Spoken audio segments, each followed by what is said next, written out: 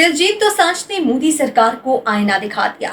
मेरी फिल्म पर पाबंदी और मैच पाकिस्तान के साथ, क्या ये खुला तजाद नहीं है?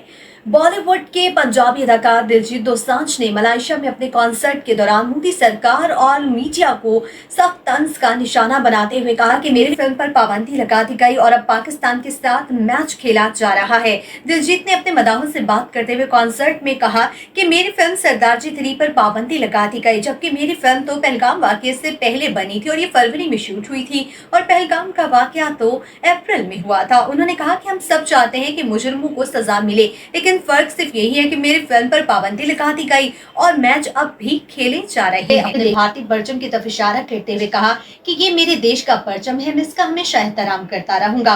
और इसके साथ साथ उन्होंने तंज करते हुए मीडिया को आड़े हाथों लिया और भारतीय मीडिया की जानिब उन्होंने कहा कि भारतीय मीडिया मुझे गद्दार कहने पर और ठहराने पर तुला हुआ है, जबकि कोई भी पंजाबी या सिख कभी भी अपने मुल्क के साथ गद्दार नहीं हो सकता। आपको बताते चले कि भारत में पहलगाम वाकये के बाद फिल्म फेडरेशन ऑफ इंडिया ने न सिर्फ भारतीय फिल्म सरदारजी 3 पर पाबंदी का मुतालिबा किया था, बल्कि दिलजीत दोसांझ के बाइकआउट का भी मुतालिबा किया था।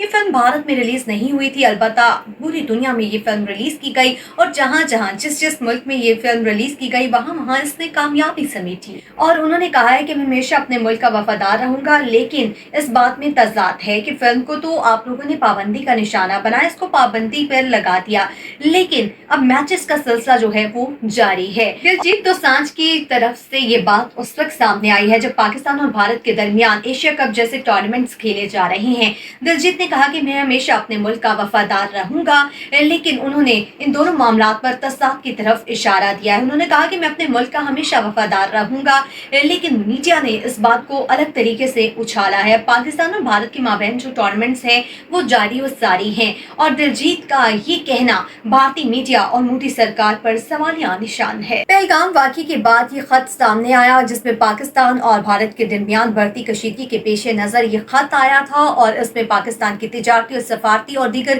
कई पाबंदियों का सामना करना पड़ा है। दोनों ममालिक ने कई पाबंदियां एक दूसरे पर आयद की हैं। ये खत जो है वो पोस्ट किया गया जिसमें दिलजीत दोसांझ पर गैर मुनासिब रवैया इख्तियार करने का इल्जाम लगाया गया। इसमें यह भी इल्जाम लगाया गया कि हानिया आमिर के साथ, क्योंकि हानिया आमिर ने ऑपरेशन सिंदूर के बाद अपने बहुत से मुल्क के हक में मफादात पर बात की थी और बयानात दिए थे, इसलिए उनके साथ इस तरह के ताल्लुकात जो है वो नाकाबिल कबूल करार दिए गए। इसके साथ साथ खत में यह भी लिखा गया कि दिलजीत दोसांझ के तमाम अकाउंट जो है वो इंडिया में बंद कर दिए जाएं, उनके तमाम गाने, फिल्में, उन तमाम चीजों पर पाबंदी लगा दी जाए और उनका बाइकआउट कर दिया जाए। एसोसिएशन ने उनके मुल्क में लाइव कॉन्सर्ट और अवामी तकरीबात में शिरकत पर पाबंदी का मुतालिबा किया है।